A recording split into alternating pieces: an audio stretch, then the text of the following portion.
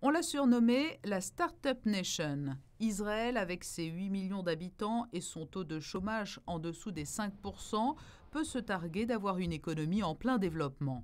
À la morosité des années 80-90 a succédé une période faste au cours de laquelle les exportations se sont envolées. Aujourd'hui, le pays est considéré comme l'un des plus innovants au monde, enclavé dans une zone géographique où l'instabilité politique et les conflits sont pourtant encore d'actualité.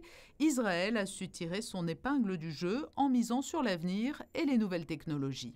Je pense qu'Israël est un pays où il n'y a pas une grande industrie qui domine, mais ce sont des petites, je dirais des niches, comme d'ailleurs à Monaco, des niches où nous essayons justement de développer des réponses à des problèmes, donner des solutions. C'est vers là que nous nous orientons. Donc je pense que l'économie israélienne est très diversifiée à ce niveau-là et va aujourd'hui avec le courant. Aujourd'hui, on parle beaucoup de cyber security. C'est un domaine qui, en Israël, s'est développé pour des raisons, une fois de plus, de sécurité nationale et qui aujourd'hui se trouve sur le marché civil. Donc c'est aujourd'hui un domaine qui est en croissance, mais peut-être que dans 2 ans, 3 ans, 4 ans, il y aura un autre domaine. Et justement, la possibilité de l'économie israélienne d'être assez flexible pour s'adapter aux différents courants, je pense que ça fait également la force de l'économie.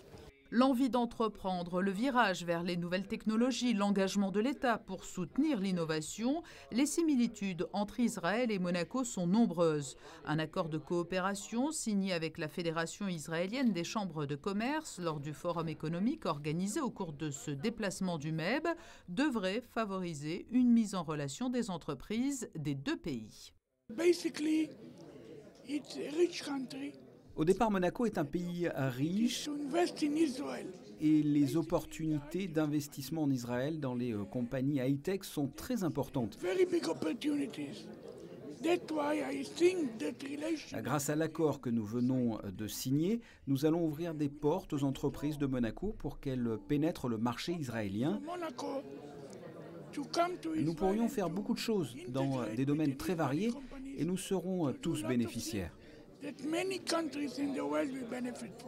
Nous sommes très intéressés à ce que les startups de Tel Aviv, parce que c'est pas Israël, c'est vraiment Tel Aviv où nous sommes aujourd'hui, qui deviennent en concurrence au niveau européen avec des places, il faut le dire, comme Paris, qui a très bien réagi, ou l'Allemagne, Berlin.